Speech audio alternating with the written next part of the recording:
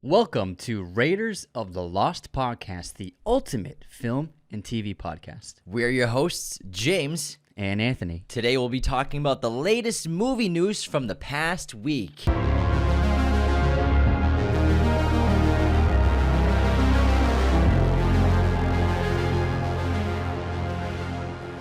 Now, we had an excellent week of both movie news and new releases. A couple of new releases this week were Elvis and The Black Phone. We saw The Black Phone last night, and it was a terrific horror film from Scott Derrickson. It also did really well at the box office with a $2.5 million Thursday night, which means it's going to be projected to make about $18 million, which is very good for the low-budget Blumhouse project. And Elvis as well did perform as a little better with a $3.5 million Thursday night. That movie is expected to make about $25 million, so both these new releases have been doing very well. And then Top Gun Maverick surpassed $900 million at the global box office. It's also back in IMAX theaters starting on Friday night, so if you haven't seen it in IMAX, you didn't get the chance to, we highly recommend going to IMAX and seeing this because this movie was made for that enormous screen. It is a completely different experience, I'm telling you. And also, Tom Cruise has authority over when this movie goes to streaming on VOD at Paramount Plus. And Paramount Plus is like, hey, Tom, can we please put this online? And Tom is like, nah, bro, this is staying in theaters. You know how much I'm making on royalties on this back end? I'm making this back end money, playa. Plus, he's a big believer in the theater ecosystem, and he's helping, keep theaters alive. Yeah, absolutely. And it also grossed the $900 million in 25 days, which is very impressive. It's one of the fastest movies to hit that mark, and it'll be closing in on $1 billion very soon. Jurassic World Dominion also surpassed $600 million globally. It looks like it might top out at around $700 to $750 million globally, worldwide for its run. And we have a little news for the show. So we are currently switching from our current podcast platform, Spreaker, to Anchor, which is Spotify's podcast platform.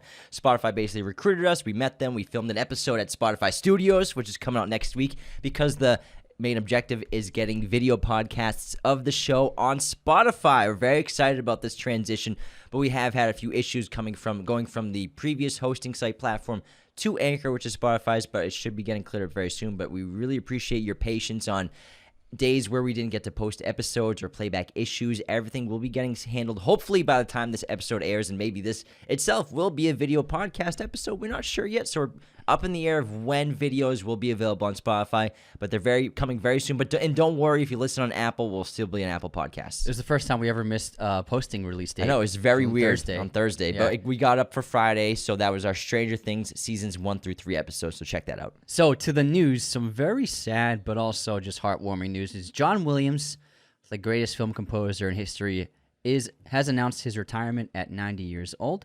I believe the last thing he scored was the Obi-Wan Kenobi theme for the TV series. I'm not sure if he did Spielberg's upcoming film. It's possible he did. That could be his last one. So bittersweet ending to one of the greatest artists in film history. And if you love John Williams, why don't you put on one of his albums today? And one of the greatest artists in modern history in general. So a great loss in the film community. We got our well, I mean, in the community, in terms of like his talent, a loss of talent. He's still chilling. Anyways, moving on to some Lord of the Rings news. So Amazon released some new images for the Rings of Power series of orcs, and my curiosity has been piqued again for the show after I lost a lot of interest after seeing the CGI from the trailer and teasers. But after seeing the orc design, the practical effects, and not doing CGI orcs, they look incredible. They look terrifying and gruesome, and I'm really excited about this. Looks like meat's back on the menu. Yeah, they do look great, and the design is different from what we've seen before, which I think was a smart way to go. You don't want to make the orcs look exactly like the movies. And so I think it's smart that it's like maybe a different kind of race of orcs, and they have different outfits, and it looks like they use a lot of wood for their armor as opposed to only metal. So it's very interesting. What about their legs? They don't need them. They don't need them. Some Dune news.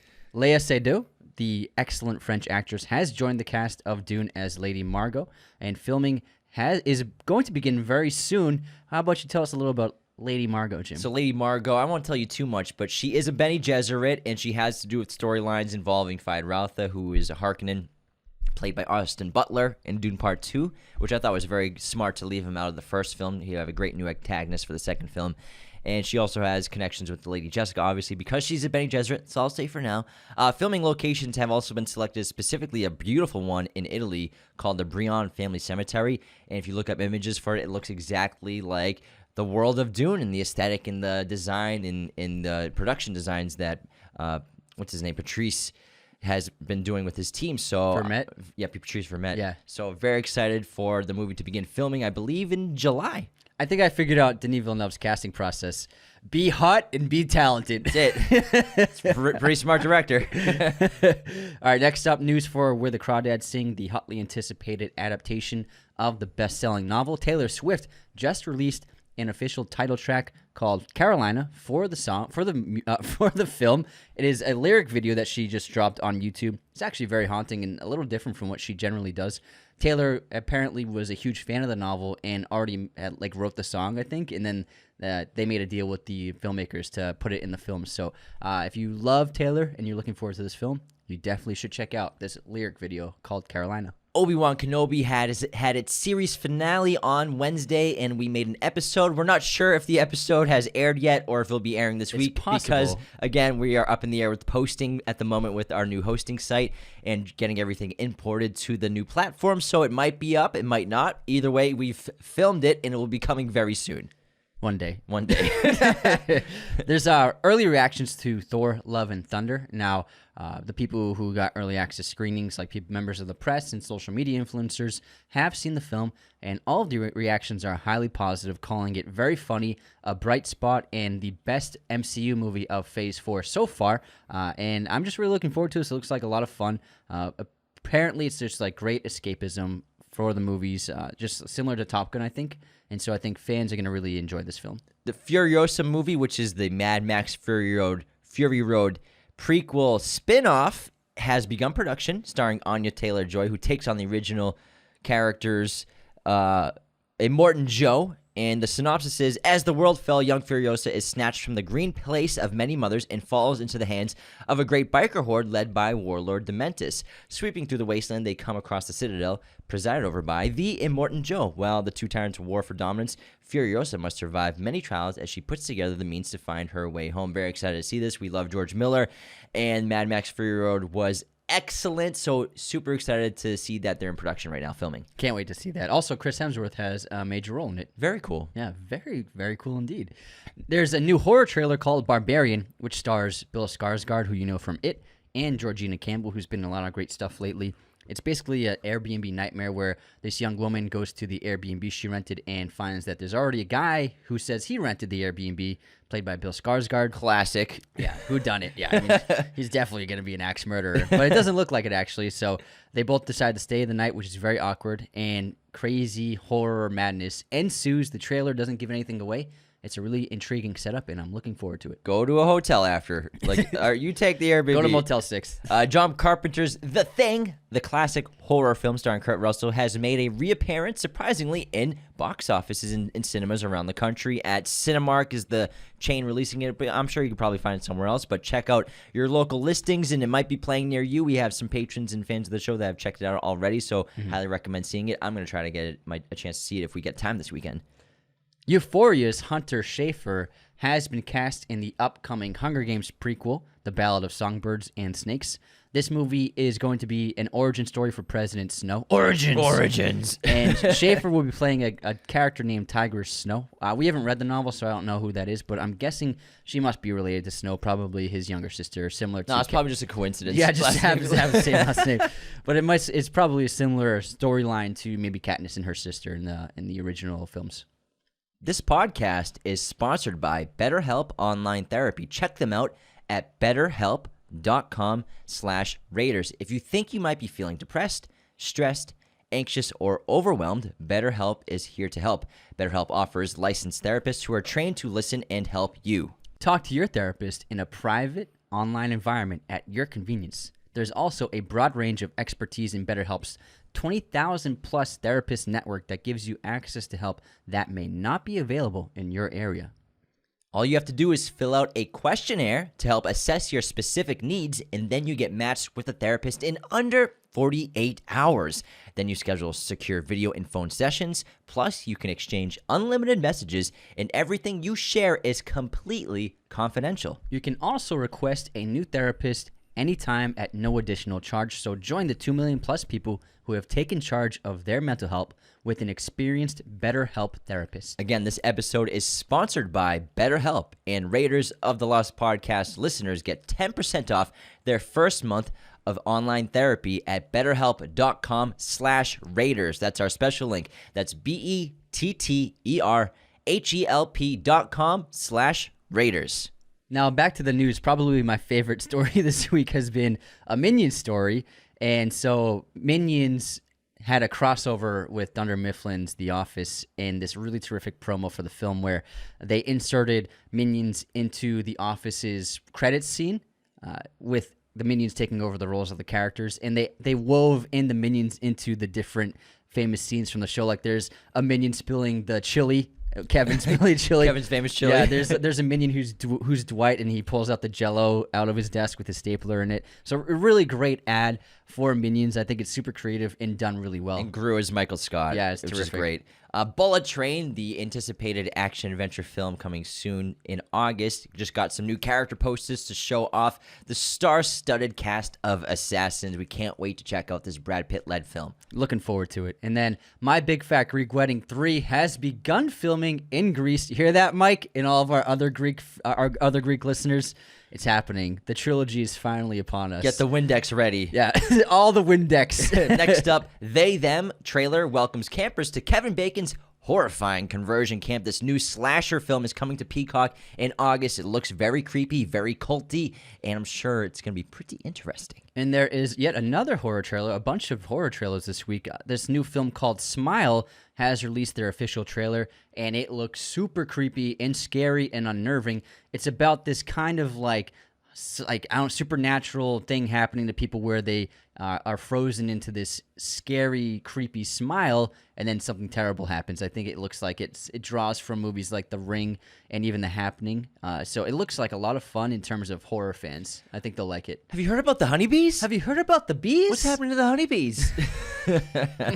Marky Mark impression from The Happening. We've lost contact. With whom? Everybody. The fact that Mark Wahlberg said whom in a movie is just so silly. We love M. Night, but it's Marky Mark. Come on. With whom? With whom? Everyone. A new trailer dropped for Bros, Billy Eichner's new buddy romance comedy. It looks super funny. It's an all-gay cast. It's something that's never really been done for a major studio distribution movie event, basically, to film.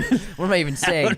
So it's just a movie. It's the first like full gay cast. It's the first studio produced gay film. Yeah.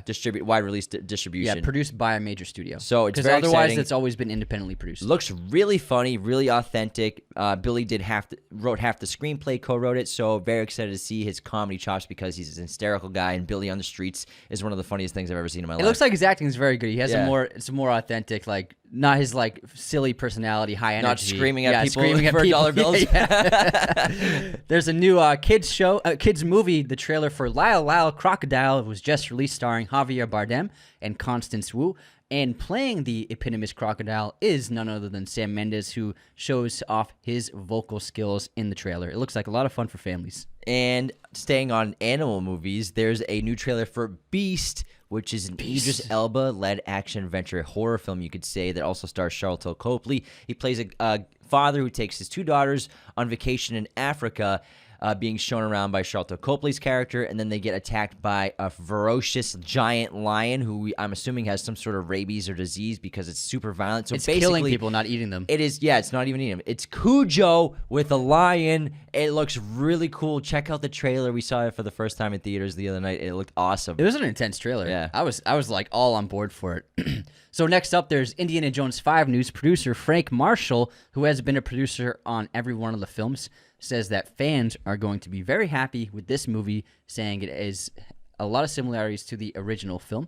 and we're looking forward to it. James Mangold is directing this, not Steven Spielberg, although Spielberg is also working as a producer on the film. And also, I mean, you can't deny Harrison Ford being Indy. You got to show up to the theater for that. Fingers crossed it's good, and hopefully, well, I mean, I've heard that Harrison's going to retire after it, but hopefully not, because we still love him. But I mean, he's about 137 years old, so 38. It's almost time. 138. Yeah. Let's see what else we got for news. Chris Evans said he'd return to Johnny Storm for Fantastic Four before he would return as Captain America, which I understand he did Captain America for like 12 movies. And I'm sure he wished he could get another shot at Johnny Storm because that franchise has always been underwhelming, and they have still yet to nail the Fantastic Four. At Warner Brothers Studios, you can now enter Professor Sprout's greenhouse. They just opened this new part of this Warner Brothers Studio tour where you can interact with mandrakes on the site. So it looks like a lot of fun, and yet another reason for us to go back to Warner Brothers. Hopefully you don't pass out like Neville Longbottom. Just saying.